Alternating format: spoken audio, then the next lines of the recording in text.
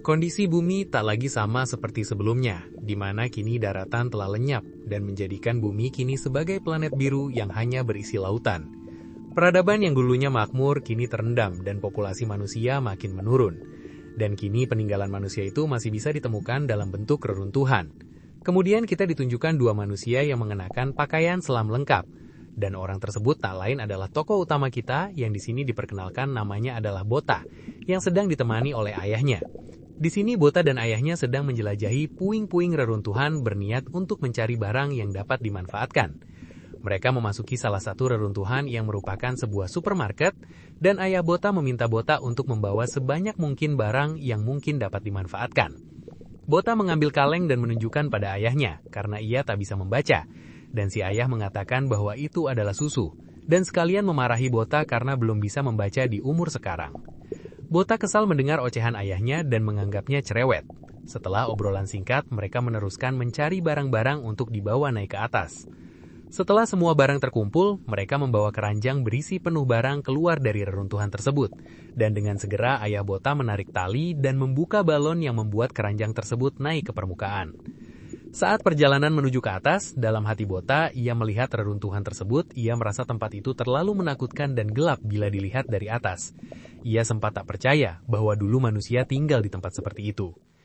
Ketika balon sudah naik ke permukaan, tampak ada kapal mengapung, dan dari atas seorang anak berteriak memanggil si ayah. Itu adalah Rita yang tak lain adik dari Bota. Rita segera turun dan menyambut kedatangan ayahnya dan berkata tidak ada satupun burung yang bertengger di kapal hari ini. Bota mengatakan bahwa sudah sebulan tak bertemu burung dan bertanya pada ayahnya apakah sudah tidak ada manusia lain selain mereka di dunia ini. Dan Rita pun bertanya, apakah mungkin semua orang mengalami nasib yang sama seperti ibu mereka? Namun si ayah mencoba menenangkan anak-anaknya untuk bersabar karena memang sulit menemukan orang lain di laut seluas itu. Ayah juga mengatakan bahwa ia akan terus melindungi anak-anaknya dan meminta Bota dan Rita untuk saling membantu. Jangan pernah lupakan bahwa kita di satu perahu yang sama, ucap sang ayah yang memeluk anak-anaknya. Diceritakan juga mereka membagi tugas sehari-hari, di mana ayah yang selalu memperbaiki kapal dan berburu, sedangkan Bota bertugas mengurus makanan dan minuman, lalu ada Rita yang mendapat tugas bersih-bersih dan mencuci. Namun apabila menjelajahi reruntuhan, ayah lebih sering melakukannya sendiri, dan baru-baru ini saja Bota diizinkan sesekali mendatangi reruntuhan dan berburu di dekat permukaan. Dan begitulah cara mereka mendapatkan banyak barang dari lautan. Dan di kapal mereka memiliki satu aturan penting yang tak boleh dilanggar. Aturan itu adalah masuk ke dek di saat sudah senja. Jam pun berdering dengan keras. Mendengar hal tersebut, dengan cepat si ayah meminta Bota dan Rita untuk segera masuk ke dek bawah kapal untuk bersembunyi. Di saat jam masih terus berdering, Bota kembali berniat untuk keluar karena lupa membawa masuk ikan-ikan yang ia jemur. Namun si ayah segera menariknya dan meminta Bota untuk membiarkannya saja. Dengan cepat ayah mendorong Bota masuk ke dalam. Langit pun mulai gelap. Bota bersama ayah dan adiknya berdiam di dalam dek sunyi dan saling berpelukan. Dan sang ayah meminta untuk jangan bersuara sedikit pun. Tiba-tiba kapal terguncang, yang diperlihatkan muncul sesuatu mirip tentakel yang mengelilingi kapal. Dalam hati Bota, ia selalu bertanya-tanya, mengapa tiap malam hal tersebut selalu terjadi. Dan tanpa mereka duga, makhluk-makhluk tersebut menyerang kapal yang membuat kapal terus bergoyang. Bota dan Rita begitu ketakutan, namun ayah mencoba menenangkan kedua anaknya itu, mengatakan bahwa semua akan baik-baik saja.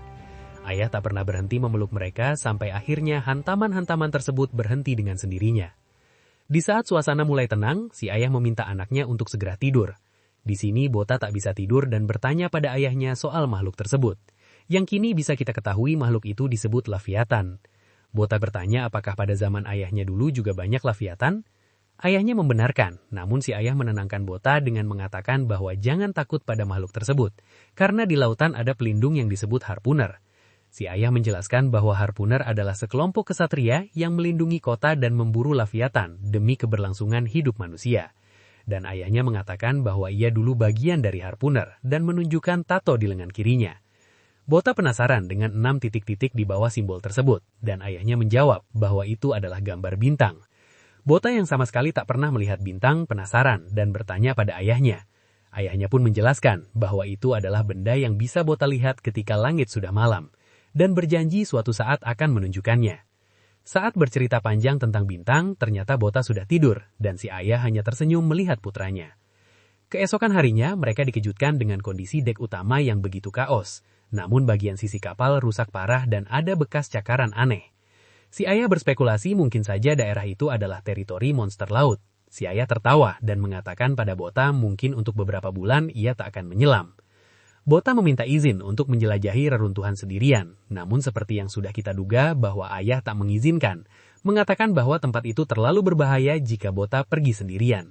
Si ayah juga menegaskan bahwa anak-anaknya tak boleh menjelajah ke dasar sendirian sebelum berumur 17 tahun. Meminta Bota untuk mengutamakan keselamatan keluarga, karena di lautan tanpa darat tersebut mereka tak akan pernah tahu apa yang akan terjadi berikutnya. Rita berteriak yang memecahkan perbincangan berat itu, menunjukkan bahwa ada burung-burung yang sedang terbang ke arah mereka. Yang tampak dari jauh terdapat sebuah bangunan tinggi, membuat Bota dan Rita kegirangan dan berteriak memanggil-manggil orang yang ada di pulau tersebut. Saat sedang berteriak, ayah tiba-tiba menutup mulut mereka, meminta untuk jangan berteriak dan segera bersembunyi. Ayah berniat mengeceknya untuk memastikan dan meminta Bota untuk membuka layar dan pergi apabila sesuatu terjadi padanya.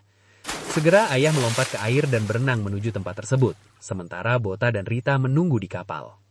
Kini ayah telah sampai di bangunan itu, perlahan ia memasukinya, mencoba berteriak memanggil orang namun tiada jawaban. Melihat terdapat lantai 2, ia memberanikan diri untuk naik dan melihat ada sebuah pintu di sana. Ayah pun mencoba memberanikan diri untuk masuk ke ruangan tersebut yang kemudian ia dikejutkan dengan pemandangan mayat yang kini sudah menjadi tulang belulang. Di sisi lain, saat Bota sedang menunggu ayahnya, ia dikagetkan dengan orang yang hampir tenggelam. Kembali ke si ayah yang mencoba mencari benda yang mungkin masih bisa dimanfaatkan. Yang alangkah terkejutnya, ia menemukan peluru mortir yang di masa kini termasuk benda-benda peninggalan masa lalu, yang sekarang disebut dengan relik.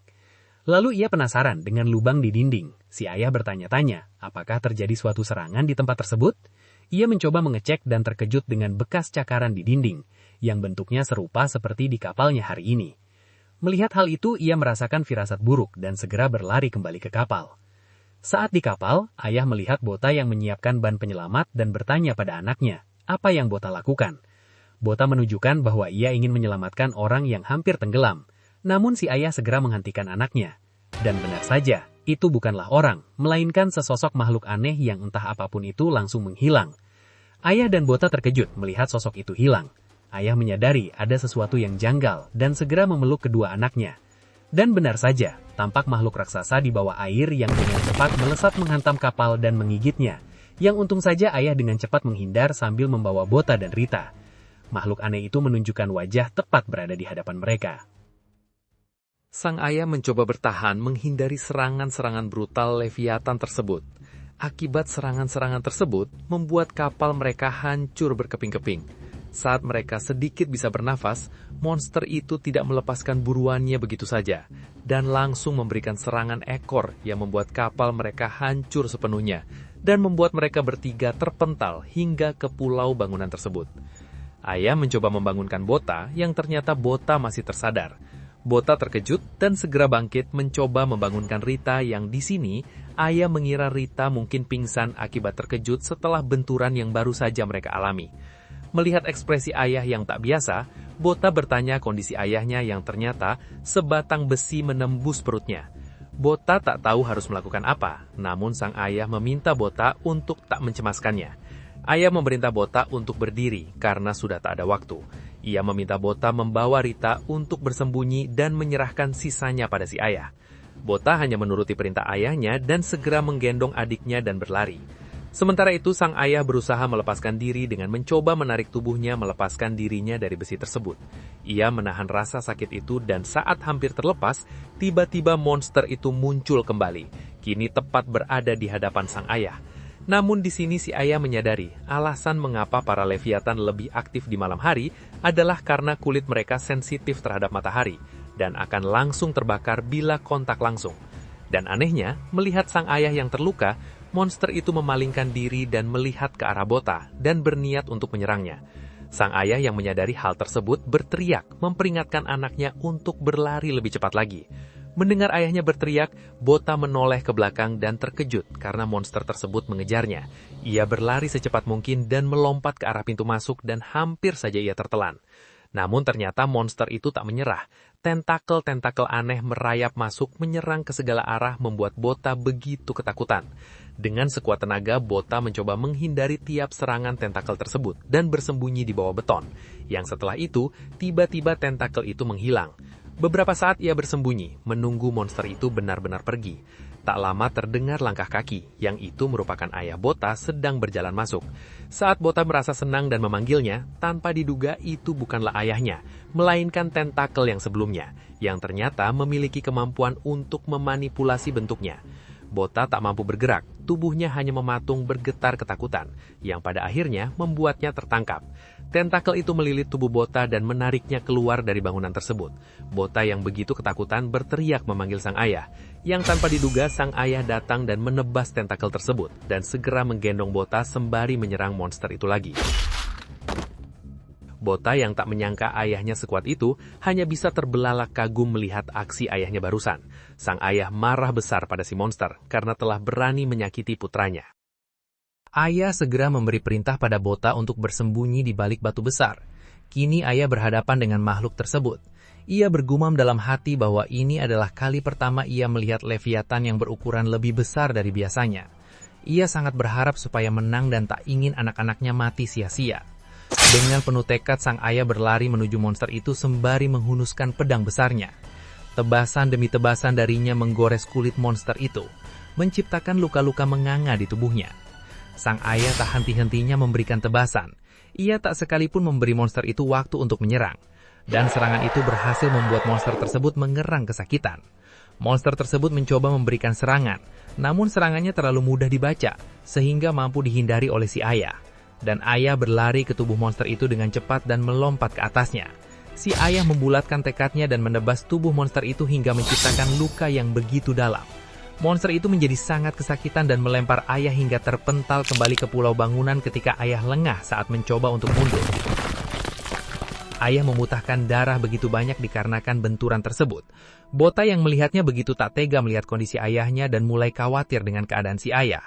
Dikira sudah terpojok, si ayah tak kehabisan cara, dan ia mulai menebas tali yang membuatnya naik ke atas dengan cepat sehingga mampu menghindari serangan si monster. Ayah segera bergelantungan di salah satu kayu, dan dengan keras berusaha untuk mematahkannya, sedangkan di bawahnya mulut monster itu sudah siap melahapnya. Akhirnya kayu itu patah, dan jatuh tepat menancap ke mulut monster itu. Bota yang melihat pertarungan itu merasa bahwa ia tak perlu lagi khawatir karena ayahnya sekuat itu. Monster itu menggeliat kesakitan dan mencoba melepaskan kayu yang menancap di mulutnya. Ayah berdiri di tiang kayu tersebut dan dengan brutal menebas wajah monster itu bertubi-tubi. Pedang itu menembus kulit si monster hingga darah mengucur deras ke segala arah. Si ayah menusuk monster itu dengan penuh amarah yang akhirnya membuatnya lengah dan terkejut. Karena kayu berhasil patah yang membuat ayah kehilangan pijakan dan akhirnya taring monster tersebut menembus tubuh si ayah. Bota tertegun melihat kondisi ayahnya yang mengenaskan. Si ayah melihat anaknya yang menangis. Ia tak menyangka bahwa petualangan bersama putra-putrinya akan berakhir seperti ini. Ia dalam benaknya masih ingin melindungi anaknya lebih dari ini dan ingin melihat pertumbuhan anak-anaknya. Semua yang ia lakukan selama ini hanya karena ia tak ingin anak-anaknya berakhir dalam bahaya. "Aku mencintaimu, nak," ucap sang ayah yang tersenyum pada Bota. Ayah menjatuhkan pedang besarnya tepat di hadapan Bota, dan ia merogoh tas yang ia gendong yang ternyata berisi peluru yang ia temukan di awal. Sang ayah berpesan pada Bota untuk selalu menjaga Rita menggantikannya. Ayah segera menghantapkan peluru itu tepat ke wajah si monster, yang membuat peluru terpicu dan meledakkan mereka berdua. Jasad monster itu tak sepenuhnya hancur. Sisa-sisa dari monster tersebut tenggelam ke dasar laut. Bota yang melihat kejadian tersebut hanya bisa menangis tak menyangka bahwa ayahnya akan berakhir dengan tragis. Lalu kita diperlihatkan kapal dari Bota. Di sini Bota kebingungan berlarian mencari Rita dan ayahnya yang sedari tadi tak ketemu. Akhirnya ia melihat Rita yang sedang terdiam di pojok. Bota menghampiri Rita dan menanyakan alasan Rita menangis dan bertanya di mana ayahnya. Rita tak menjawab dan hanya menunjuk ke arah lautan. Bota terkejut melihat ayahnya yang mengambang tak bernyawa di permukaan. Bota berteriak memanggil ayahnya dan berlari berniat untuk menolong ayahnya. Namun aksi Bota segera dihentikan oleh Rita. Rita menangis meminta Bota tak meninggalkannya. Bota pun berbalik dan alangkah terkejutnya Bota melihat wajah adiknya yang berupa tengkorak. Bota pun menjerit sekencang-kencangnya. Yang ternyata semua yang ia lihat barusan hanyalah sebuah mimpi. Bota terbangun dengan nafas yang terengah-engah. Ia melihat adiknya yang masih terlelap di pangkuannya. Air matanya tak terbendung. Ia begitu merindukan ayahnya dan mengetahui alasan ayahnya memperlakukan mereka seperti anak kecil karena mereka belum tahu seberbahaya apa monster Leviathan. Ia juga menyadari bahwa kini ayah mereka sudah tiada, dan keadaan tersebut memaksa mereka untuk bertahan hidup dengan kekuatan mereka sendiri. Keesokan harinya, mereka mencoba keluar dan tanpa diduga, sampan dari kapal mereka yang biasa sebagai tempat barang masih utuh. Segera Bota mengambil barang yang mungkin berguna untuk mereka. Saat Bota meminta Rita untuk membantu, tampak Rita yang murung menanyakan di mana ayah mereka. Mendengar hal itu, Bota mematung, tak kuasa untuk memberitahu adiknya. Perlahan Rita menangis dan kembali bertanya pada Bota, di mana keberadaan ayah. Rita bertanya apakah ayah sudah mati, sama seperti ibu. Mendengar adiknya yang menangis, Bota pun tak kuasa menahan dan segera memeluk adiknya.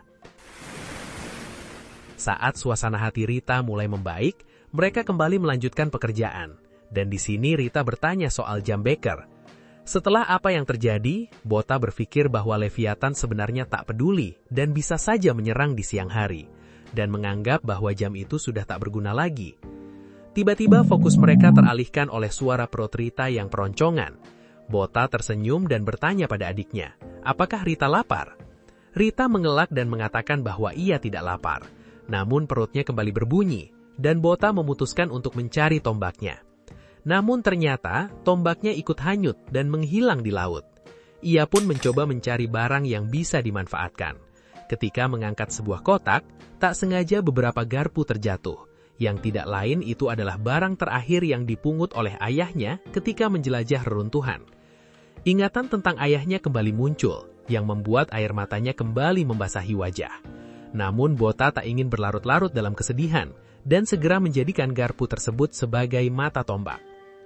Sebelum menyelam, Bota sedikit ragu untuk terjun. Ia takut apabila Leviathan kemarin ternyata masih hidup. Sebelum ia memutuskan untuk terjun, Rita segera menghentikan Bota. Rita takut apabila monster sebelumnya kembali. Bota pun mengiyakan permintaan adiknya. Dan tanpa sengaja, seekor kepiting lewat membuat Bota berpikir untuk membakar kepiting itu. Hari mulai petang, Bota menyalakan api unggun dan membakar kepiting tersebut, meminta adiknya untuk segera makan. Rita berniat membaginya dengan Bota, namun Bota menolak. Ia berdalih tidak lapar dan meminta adiknya untuk menghabiskan kepiting tersebut, yang sebenarnya perut Bota pun kelaparan. Bota memikirkan persediaan mereka ke depannya, dan ia teringat yang diajarkan ayahnya dulu tentang mengubah air laut menjadi air minum. Tanpa membuang waktu, keesokan harinya Bota segera mempraktekannya. Setelah terkumpul cukup banyak, Bota dan Rita mencoba meminum. Dan benar saja, rasanya tak lagi asin. Mereka sangat senang dan menari di bawah langit biru. Kini mereka tak perlu lagi khawatir soal air minum. Kemudian Bota mengajak Rita untuk berkeliling bangunan dan menghafal tiap sudutnya. Ia membantu adiknya menaiki tangga lantai 2 yang tampak sedikit berbahaya. Ketika melihat pintu hijau, mereka memasukinya. Yang itu tidak lain adalah ruangan yang sempat dimasuki ayahnya. Melihat mayat-mayat yang kini menjadi tengkorak penuh belatung, mereka berdua tampak ketakutan dan jijik. Rita bertanya, siapa orang-orang itu? Bota pun menduga bahwa mereka mungkin saja penghuni sebelumnya tempat tersebut. Bita tak ingin berbuang waktu, berniat mencari barang yang berguna dan segera pergi dari tempat tersebut. Ia mengambil kain tirai. Kemudian ia menemukan sebuah kotak besar yang ternyata ada isinya. Bota penasaran dengan kotak besar di sebelahnya, yang terlihat masih ada satu peluru, tidak lain adalah sebuah peluru mortir yang ditemukan ayahnya sebelumnya. Mengingat aksi ayahnya, Bota ragu apakah ia bisa melindungi Rita seperti ayahnya. Ia tak yakin dengan dirinya sendiri. Ia sadar tak sekuat ayahnya dan mungkin berakhir seperti mayat di tempat tersebut. Saat petang datang, seperti biasa Bota membuat api unggun dan Rita yang sedari tadi mengejar kepiting. Di sini Bota berpikir bahwa mereka tak mungkin makan kepiting terus-menerus, dan mereka harus menyelam dan mencari makan di laut supaya dapat bertahan hidup. Ia membulatkan tekadnya untuk melindungi keluarga satu-satunya yang ia miliki. Bota berlatih memakai pedang peninggalan ayahnya, dan penasaran dengan tombol yang ada di pedang tersebut. Saat ditekan, tiba-tiba pedang tersebut mengeluarkan gas dan tanpa diduga, mendorong Bota maju dengan kecepatan tinggi yang membuatnya tak terkendali, dan berakhir dengan menabrak pilar bangunan dengan keras dan membuat darah keluar dari hidungnya. Bota mencoba menahan rasa sakit itu, yang Rita mengira Bota sedang menangis. Rita menarik tangan Bota, mengajaknya ke suatu tempat yang di mana Rita menemukan sebuah pintu yang mengarah ke bawah. Rita menjelaskan bahwa ia menemukan pintu tersebut saat mengejar kepiting. Bota berpikir mungkin mereka akan menemukan sesuatu yang berguna di basement tersebut. Bota perlahan masuk dengan membawa tombaknya, namun ia terhenti sejenak dan mulai ragu untuk turun.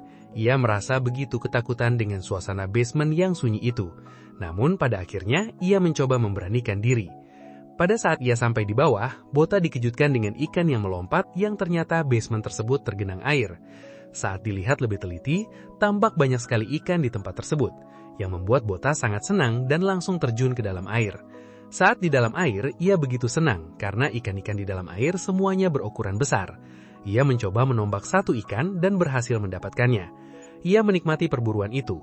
Kini ia merasa yakin bahwa mereka berdua bisa bertahan hidup di dunia yang hanya berisi lautan tersebut.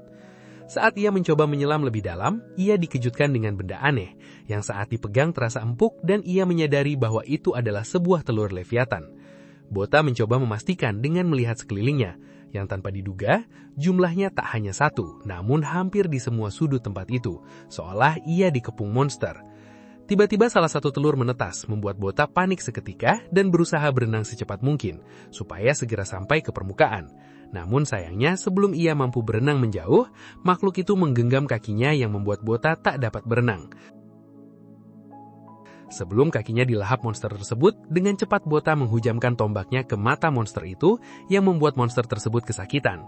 Tanpa pikir panjang, Bota segera berenang kembali ke atas. Monster itu makin marah setelah mendapat serangan tersebut. Bota merasa aman setelah keluar dari air, namun sebelum ia mampu bernapas lega, ternyata monster tersebut masih mengejarnya. Bota yang merasa ketakutan menghunuskan pedang ke arah monster tersebut dan mengayunkannya secara asal. Monster tersebut membuka mulut lebar dan mencoba menyerang Bota, yang untungnya mampu dihindari. Segera Bota berlari sekuat tenaga naik ke atas dan menutup pintu dengan keras. Namun monster tersebut tak menyerah dan mencoba menjebol pintu. Bota menghunuskan pedang dan menancapkannya ke arah monster di balik pintu tersebut. Setelah ia menusukkan pedangnya, tiba-tiba monster itu menghilang dan tak mendobrak pintu. Bota mengira mungkin saja monster tersebut sudah mati. Dengan cepat ia mengumpulkan puing-puing bangunan untuk menyegel pintu tersebut. Tenaganya terkuras habis karena pertarungan barusan. Saat ia beristirahat, Bota baru menyadari bahwa Rita tak ada di tempat. Hal tersebut membuat Bota panik dan berlarian mengecek tiap ruangan mencari Rita. Bota berlari keluar yang ternyata Rita berada di luar memandangi lautan. Bota keluar perlahan menghampiri adiknya dan bertanya Rita sedang apa di luar. Rita menunjuk dan meminta Bota untuk melihatnya.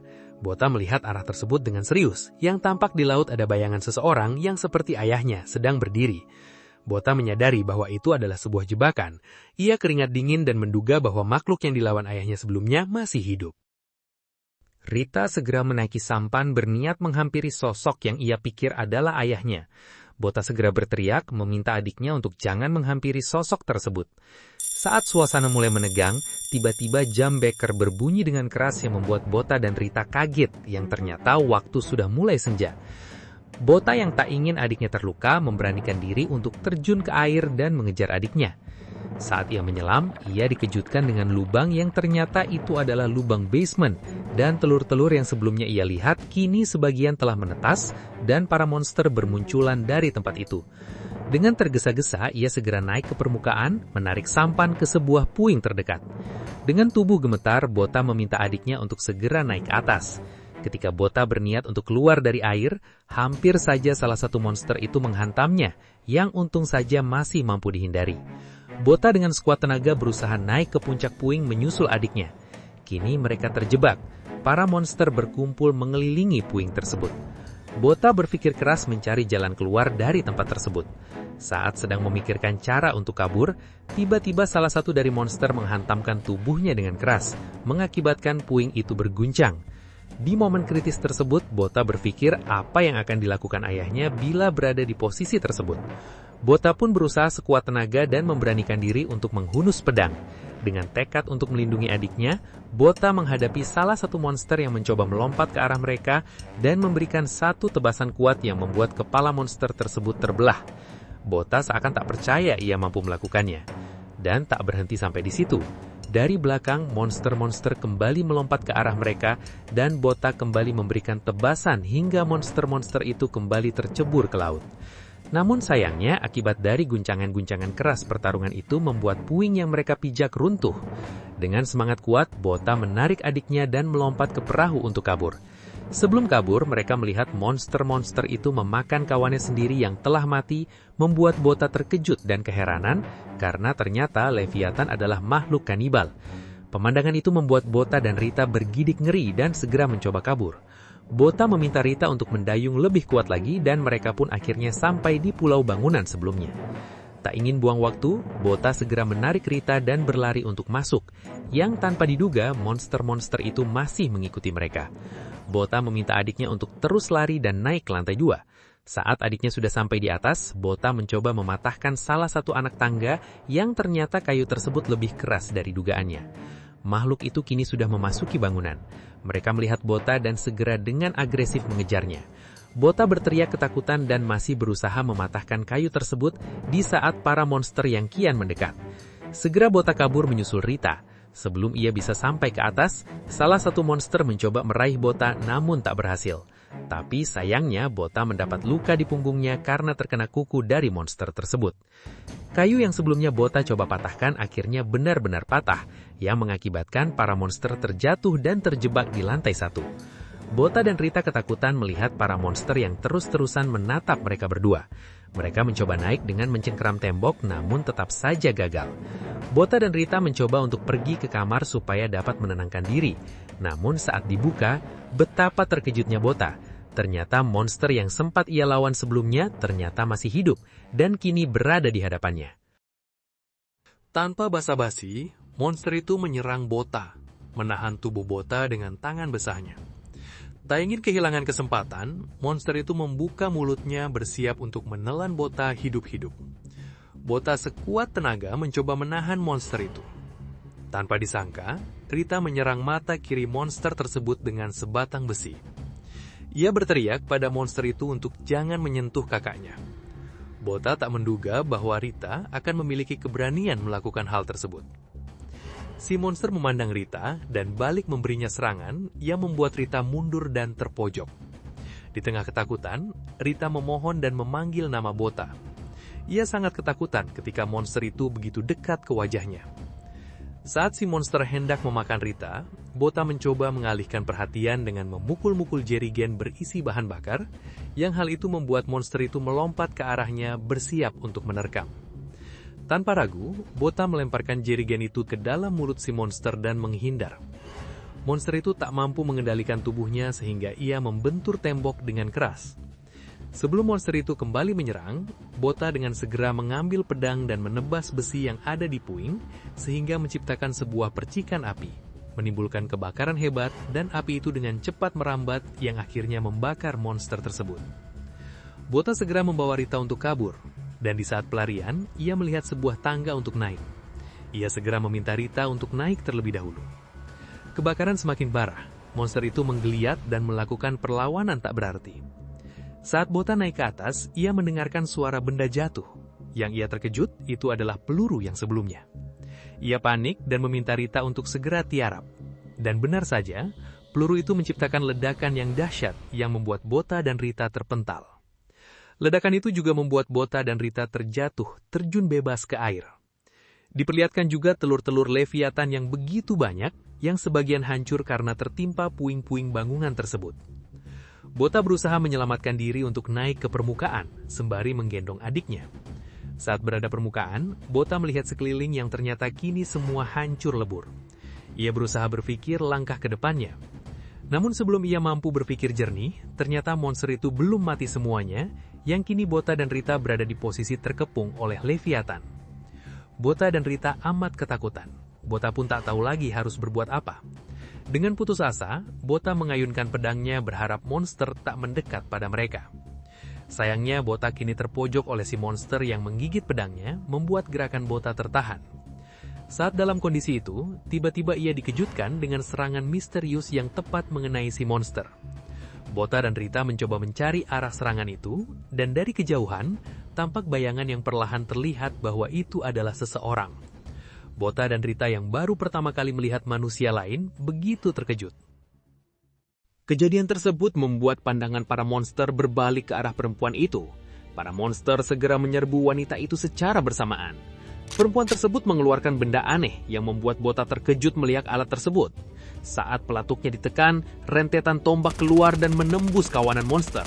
Rentetan tombak tersebut juga hampir saja mengenai Bota yang membuatnya panik dan segera melindungi Rita.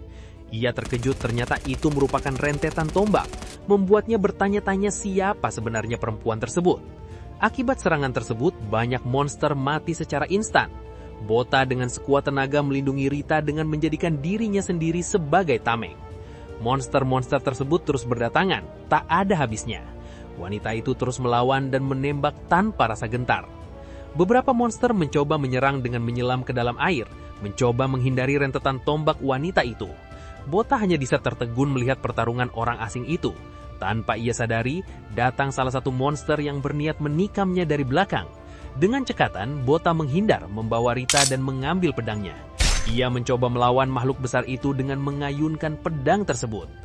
Bota begitu terkejut karena monster itu menggenggam mata pedangnya dan berniat menyerang Bota dengan tangan kirinya. Bota begitu ketakutan. Dan sebelum monster itu mampu memberikan serangan, tiba-tiba tubuhnya dihujani oleh ribuan tombak yang membuat monster itu langsung terkapar. Bota yang masih syok hanya melirik ke arah wanita itu. Ia tak menyangka bahwa orang tak dikenal itu melindunginya. Saat wanita itu sedang sibuk mengisi ulang senjatanya, Bota berteriak memperingatkan wanita itu bahwa ada monster di belakangnya. Wanita itu mencoba menangkis dengan senjatanya yang membuat senjatanya tercebur ke laut. Ia melihat lengannya yang ternyata monster tadi berhasil membuatnya terluka. Seketika ekspresinya berubah. Dari dalam air, para Leviathan tak menyerah dan menyerang wanita itu secara bersamaan. Bota dan Rita menyaksikannya. Wanita itu sama sekali tak merasa gentar dan menarik pedang gandanya dan berselancar ke arah para monster. Pemandangan itu mengejutkan Bota dan Rita. Wanita itu membabat habis semua monster seolah mereka hanyalah seekor semut. Para monster tak berhenti melawan dan terus maju. Begitupun wanita tersebut yang terus mengayunkan pedangnya, membelah semua monster di hadapannya. Meskipun para monster menyerangnya secara bersamaan, hal tersebut bukanlah hal yang berarti bagi wanita itu. Ia bergerak dengan kecepatan tinggi, membuat Bota hampir tak mampu melihatnya. Namun dari wajah wanita itu, tak ada rasa takut sama sekali. Pertarungan masih belum usai. Para monster tersebut datang terus-menerus tak ada habisnya. Namun wanita itu seperti tak memiliki rasa lelah. Ia lagi dan lagi mengayunkan pedangnya tanpa henti, menusuk dan membelah para monster itu. Bota hanya mampu tertegun melihat gaya bertarung yang brutal tersebut. Namun dari sorot matanya tampak terlihat ada kekaguman kecil terhadap wanita itu.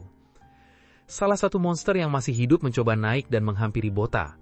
Mereka berdua berteriak ketika monster itu tiba-tiba melompat dan hendak menelan mereka. Namun dengan cepat, wanita itu melompat dari papan selancarnya dan menghujamkan kedua pedangnya tepat di kepala monster itu, yang membuatnya bermandikan darah si monster. Bota dan Rita hanya bisa terdiam melihat aksi wanita itu barusan. Mereka tak menyangka bahwa satu orang mampu menghabisi puluhan ekor monster. Melihat semua monster sudah dihabisi, wanita itu menarik nafas lega dan melirik kedua bocah tersebut cukup lama. Bota hanya terdiam sembari memeluk adiknya. Ia bertanya-tanya siapa wanita itu dan mencoba menilai apakah wanita itu baik atau seorang penjahat. Ia sedikit ketakutan setelah melihat kebrutalan wanita tersebut dan tahu bahwa orang itu adalah orang yang berbahaya. Tak lama, wanita itu membuka pembicaraan, mengatakan bahwa mereka berdua beruntung karena bertemu harpuner. Mendengar hal itu, Bota kembali teringat tentang ayahnya yang bercerita soal harpuner yang menjaga orang-orang dari Leviathan. Dan wanita itu memperkenalkan diri, yang di sini ia bernama Kana, dan mengatakan bahwa ia adalah harpuner dari Union Busan. Bota belum pernah mendengarnya sama sekali. Kana hanya diam tak menjawab, dan tiba-tiba terdengar suara kapal dari kejauhan. Bota terkejut melihat benda besar yang berada lumayan jauh dari mereka. Ia mengira itu adalah pulau. Namun setelah makin dekat, bisa dilihat itu adalah sebuah kapal raksasa bertuliskan Union Busan. Saat kapal itu melewati mereka, Bota dan Rita tampak takjub melihat ukurannya yang begitu besar.